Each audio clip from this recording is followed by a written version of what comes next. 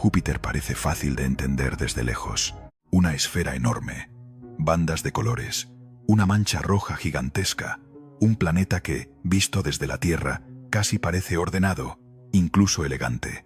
Y, sin embargo, Júpiter es uno de esos lugares que se vuelven más extraños cuanto más intentas describirlos con palabras normales. Porque la pregunta obvia parece sencilla. Si pudieras bajar hacia Júpiter, ¿qué encontrarías? Nubes, tormentas, mucho gas.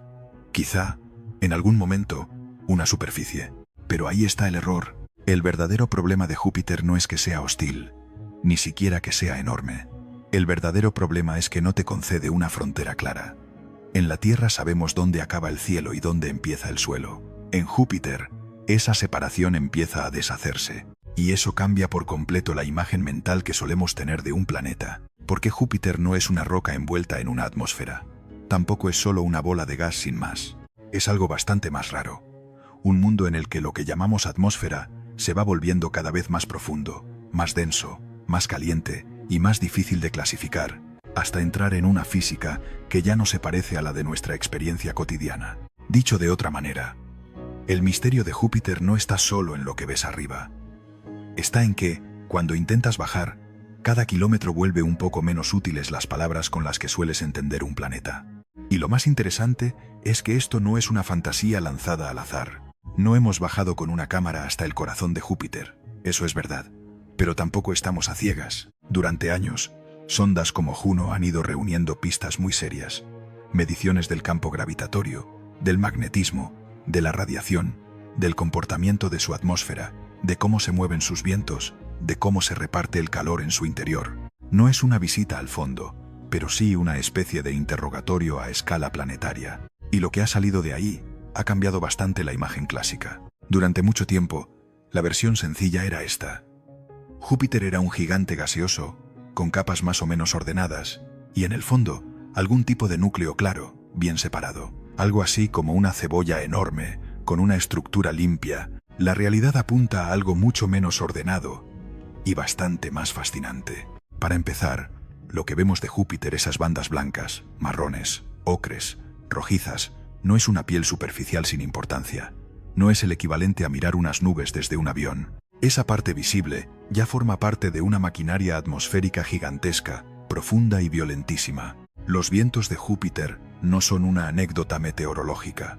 Sus corrientes recorren el planeta a velocidades brutales, y las mediciones de Juno sugieren que esa dinámica no se queda en una capa fina. Penetra miles de kilómetros hacia abajo. Eso ya rompe una intuición muy terrestre, porque en la Tierra la atmósfera, comparada con el tamaño del planeta, es poco más que una película muy delgada. En Júpiter, lo que parece el tiempo que hace es en realidad la manifestación externa de algo muchísimo más profundo. Y además, está el calor. Júpiter recibe energía del Sol, claro, pero también emite más calor del que recibe. Eso significa que no es simplemente una bola gigante iluminada desde fuera.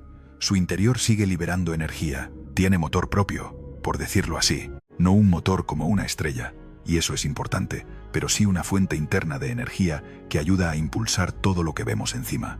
Por eso, sus tormentas no se entienden solo mirando al Sol. Hay algo que empuja desde dentro. Y ahí es donde empieza a romperse otra imagen popular. A Júpiter se le llama muchas veces una estrella fallida. Suena bien, tiene fuerza, se recuerda fácil. El problema es que simplifica demasiado. No es una estrella que casi estuvo a punto de encenderse y se quedó a medias como una bombilla averiada. Júpiter comparte con las estrellas algunas cosas, como su abundancia de hidrógeno y helio, pero no tiene masa suficiente para iniciar fusión nuclear como una estrella de verdad. Y, sinceramente, no hace falta convertirlo en una estrella frustrada para que resulte fascinante. Su rareza ya es enorme por sí sola, porque el espectáculo de Júpiter no consiste en que casi fue otra cosa. Consiste en lo extraño que es siendo exactamente lo que es. Pensemos en la entrada. Al principio, hablaríamos de las capas altas de su atmósfera, de nubes formadas por compuestos como el amoníaco, de temperaturas bajísimas, de vientos descomunales y de una radiación feroz en su entorno. Júpiter no solo tiene mal tiempo, tiene un sistema entero de corrientes, química y electricidad que deja nuestras tormentas en una categoría completamente distinta. Incluso sus rayos son peculiares. Juno detectó fenómenos eléctricos que no encajaban del todo con lo que esperaríamos por simple analogía con la Tierra. Se han observado relámpagos poco profundos, vinculados a mezclas de amoníaco y agua, y además muchos de ellos aparecen en regiones polares, algo que ya de por sí suena extraño, si uno llega con la intuición terrestre puesta. Es decir, ni siquiera en algo tan universal en apariencia como una tormenta eléctrica, Júpiter acepta jugar con nuestras reglas. Pero, aún con todo eso, la parte verdaderamente rara llega cuando insistes en una pregunta muy humana. Vale, todo esto está bien, pero ¿cuándo se termina el cielo y empieza otra cosa? Y la respuesta, precisamente, es lo inquietante. No hay una línea limpia. No existe un momento claro en el que puedas decir, hasta aquí, atmósfera, a partir de aquí, superficie. Lo que hay es una transición. El gas se vuelve más denso, la presión sube, la temperatura sube, el comportamiento de la materia cambia, y llega un punto en que seguir usando palabras como aire, nube o incluso océano empieza a ser engañoso, porque la materia allí no se está comportando como en nuestra vida diaria. En la Tierra, nuestra intuición funciona con categorías bastante cómodas. Gas, líquido, sólido. Sabemos distinguirlas, sabemos movernos entre ellas, pero dentro de Júpiter esas fronteras también se vuelven menos evidentes. El hidrógeno, que aquí asociamos a un gas ligerísimo, allí abajo está sometido a presiones tan enormes que deja de comportarse como lo imaginamos. Y esa es una de las ideas más potentes de todo Júpiter. El elemento más simple y abundante puede entrar en estados que, para nosotros, ya suenan casi a ciencia ficción. Los modelos actuales apuntan a una región profunda de hidrógeno metálico líquido. Solo el nombre ya descoloca un poco. Hidrógeno, metálico, líquido. Pero tiene sentido dentro de ese mundo. Comprimido hasta extremos brutales, el hidrógeno pasa a comportarse como un material conductor, no como el gas de un globo, no como un vapor difuso, más bien como un inmenso océano conductor, una sustancia que participa en la generación del potentísimo campo magnético del planeta. Y de pronto Júpiter deja de parecer una bola con nubes y pasa a parecer otra cosa, una estructura colosal en la que la atmósfera visible es solo la parte alta de una cadena continua hacia estados de materia cada vez más ajenos a la experiencia humana. Aquí la palabra caer empieza a quedarse corta, porque caer, para nosotros, sugiere una bajada a través del aire hasta una superficie, pero si el medio se vuelve cada vez más denso, más caliente y más extraño, ya no estás pensando en una caída como la de un paracaidista, estás pensando en un hundimiento progresivo, en un entorno que cambia contigo, que opone resistencia, que modifica las reglas. No es una pista de aterrizaje lo que falta, es que la propia idea de llegada se vuelve borrosa. Y eso conecta con otra cuestión que sigue abierta, el núcleo. Durante años, mucha gente ha imaginado el interior de Júpiter como un esquema escolar bastante limpio. Nubes arriba, capas profundas abajo y al final, un núcleo compacto bien definido, una especie de centro duro y reconocible. Los datos más recientes complican mucho esa imagen. Lo que sugieren es que quizá Júpiter no tenga un núcleo nítido y compacto como solemos dibujarlo, sino uno más difuso, más mezclado, un núcleo diluido de elementos pesados, repartidos de una forma menos ordenada de lo que esperábamos. Eso no significa que no haya interior estructurado. Significa algo más interesante, que Júpiter puede no estar organizado con esos límites claros que tanto nos gustan en los esquemas. Y de nuevo, ahí aparece la misma lección. El error es intentar obligarlo a parecerse a nuestros modelos simples. De hecho, una de las cosas más reveladoras de Júpiter es que nos obliga a abandonar la costumbre de pensar todos los planetas como variaciones del nuestro. En la imaginación popular, un planeta suele ser esto, una esfera con una atmósfera por fuera y un mundo real por dentro, como si el premio estuviera debajo del cielo. En Júpiter esa intuición pátina, porque la parte visible no es una cubierta decorativa que esconda una tierra más rara debajo, es el inicio de una continuidad de presión, temperatura y transformación física. Y eso tiene una consecuencia muy bonita desde el punto de vista de la divulgación. Júpiter nos recuerda que la palabra planeta es mucho más amplia de lo que sugiere nuestra experiencia.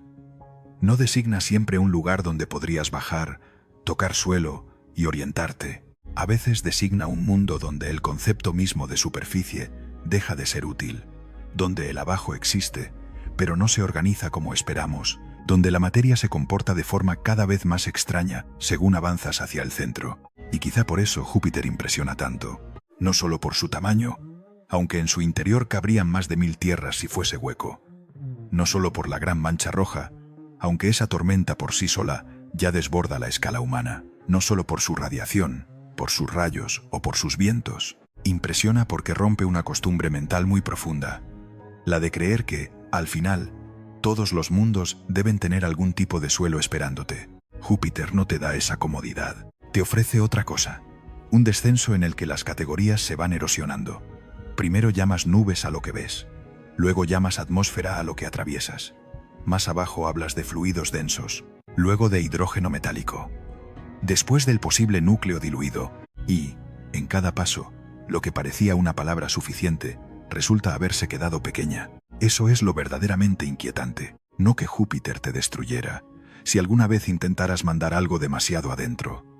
Eso, en el fondo, era lo esperable. Lo inquietante es que ni siquiera podrías describir con comodidad el lugar exacto en el que dejarías atrás una cosa para entrar en otra. Como si Júpiter fuese menos un sitio con capas y más una transición gigantesca. Una transición entre lo que entendemos bien y lo que solo empezamos a intuir.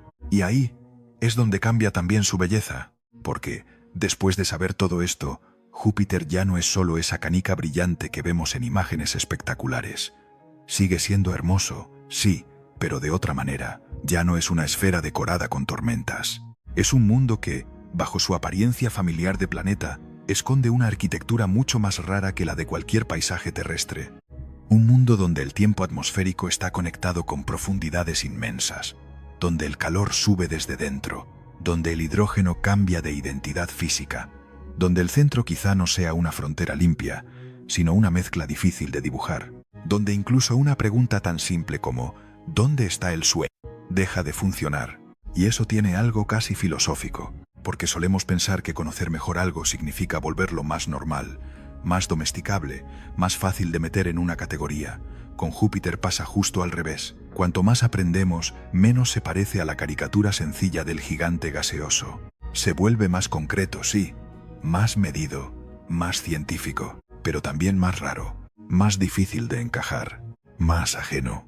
Y quizá eso sea lo mejor que puede hacer un planeta como este. Obligarnos a recordar que el universo no está hecho para respetar las categorías que nos resultan cómodas. Que planeta no significa siempre lo mismo. Que atmósfera no siempre es una piel fina. Que interior no siempre empieza donde nosotros esperaríamos.